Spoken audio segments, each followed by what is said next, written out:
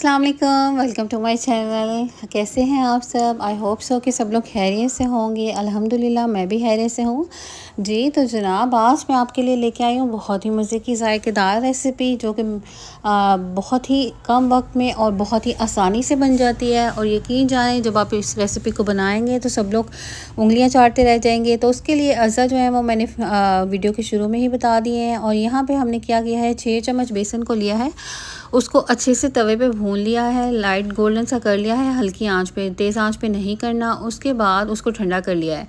यहाँ कीमे को धो के रखा हुआ था, उससे पानी सारा अच्छे से निकाल लिया है। उसके अंदर हम डाल रहे हैं लहसुन अदरक का पेस्ट और जितने भी इंग्रेडिएंट्स हमने डाले थे, सूखा धनिया, लाल मिर्च पाउडर, ज़ीरा, और उसके अलावा हमने डाला है नमक, बेसन, और इन सब को मिक्स करेंगे। और साथ ही साथ हम लोग शामिल कर देंगे एक अंडा, एक पूरा अंडा, जर्दी भी उसी में शामिल करेंगे और सफ़ेदी भी। उसके बाद इसको अच्छे से मिक्स कर लेना है। मैं थोड़ा सा हाथ से मिक्स करने के बाद इसको चॉपर में डाल रही हूँ, ताकि जो ये है ना कीमा हमारा काफ़ी अच्छे से स्मूथ हो जाए। और फिर जब हम इसके कबाब बनाएंगे तो ये बहुत ही स्मूथ बनेंगे और बहुत ही फर्म भी बनेंगे, यानी कि ये टूटेंगे नहीं।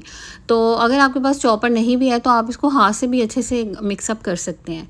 तो यहाँ कीमा हमने कर लिया था मिक्स। मैं आपको बना के दिखा रही हूँ, सिर्फ इतना ही हमने कबाब बनाना है। इससे ना तो ज़्यादा लंबा बनाना है, ना ही बहुत ज़्यादा मोटा बनाना है, क्योंकि जब हम कबाब को ऑयल में डालेंगे तो ये थोड़े से श्रिंक हो जाएंगे और मोटे भी हो जाएंगे। और अगर पहले से ही हम लोग कबाब को मोटा करेंगे तो फिर जो कबाब हैं वो बहुत ज़्यादा मोटे हो जाएंगे और अंदर से पकेंगे भी नहीं। इसलिए इनको बहुत ज़्यादा मोटा मोटा नहीं बनाना।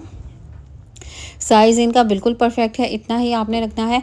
और आप इसको ये देखें, सारे कीमे के जो है ना हमने कबाब बना लिए। कीमा हमारे पास था 1.5 किलो। आप गाय का भी ले सकते हैं, मटन का भी ले सकते हैं और चिकन का भी ले सकते हैं, ये आपकी अपनी मर्ज़ी है। यहाँ कीमे के कबाब बन चुके हैं। अब हमने डाला है 1 कप ऑयल कढ़ाई के अंदर, उसको थोड़ा सा गर्म किया। उसके अंदर हमने डाल दी है यहाँ पे 2 बड़ी साइज़, मीडियम साइज़ की जो होती हैं प्याज, उनको स्लाइस की तरह काट लिया है। और उसके अंदर हमने ऑयल के अंदर हमने कर दिया है शामिल। अभी हम इसको ना हल्की आंच, दरमियानी आंच पे ही थोड़ा सा सॉफ़्ट कर लेंगे। हमने इसको ब्राउन बिल्कुल भी नहीं करना, सिर्फ हमने इनको सॉफ़्ट करना है।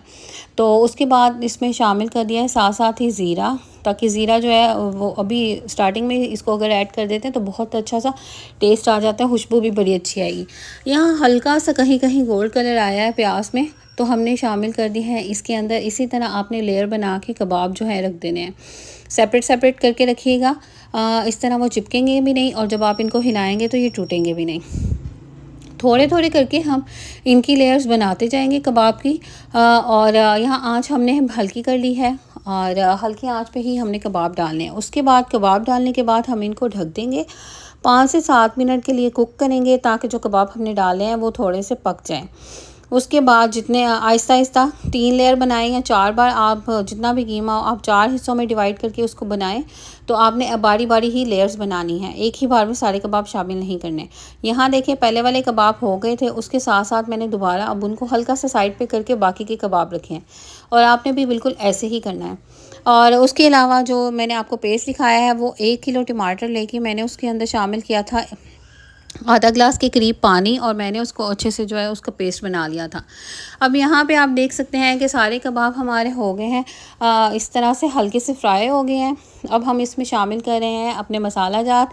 मसाले की क्वांटिटी कितनी है वो वीडियो के शुरू में ही मैंने बता दी थी।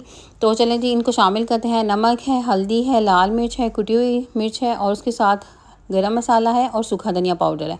अब इन सब को शामिल कर देंगे कढ़ाई के अंदर, और इसी तरह से आपने भी फैला के डाल देना, क्योंकि बहुत ज़्यादा मिक्सअप नहीं करना पड़ेगा फिर आपको, और कबाब टूटेंगे भी नहीं। और जब आपने कबाब को हिलाना है तो बड़ी एहतियात के साथ हिलाना है, हल्के हाथ से, और ज़ोर से चम्मच नहीं इसके अंदर हिलाना। अगर आप चाहें तो दोनों साइडों से कपड़े से पकड़ के कढ़ाई को, उससे भी आप इसको हिला सकते हैं।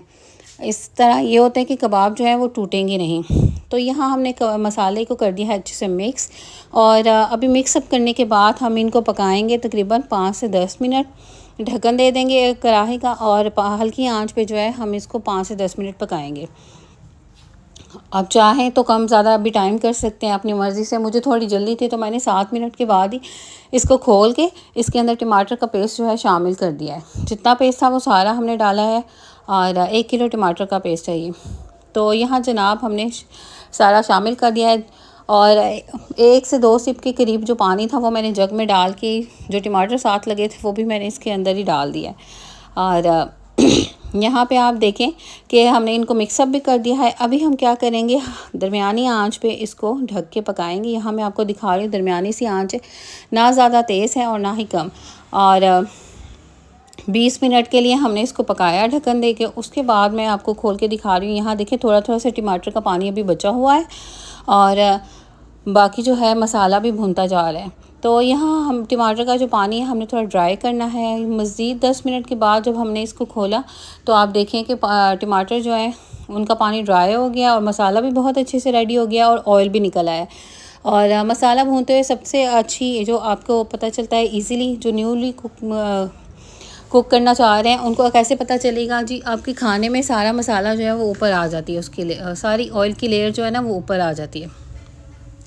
تو کباب ہمارے ہو چکے ہیں ریڈی. آپ ایک چمچ سے کباب کو جو ہے تھوڑا سا پیس توڑ کے کھا کے چیک کر سکتے ہیں کہ آپ کے کباب جو ہیں وہ گل چکے ہیں. اتنی دیر میں ویسے گل جاتے ہیں. اور میں نے یہاں پہ اس کو برتن میں نکال لیا ہے. ابھی ہم اس کو کرتے ہیں گارنش ادرک کے ساتھ, ہری مرچوں کے ساتھ. چاہیں تو لیمن جوس بھی ایڈ کر سکتے ہیں اور ہرا دھنیا بھی.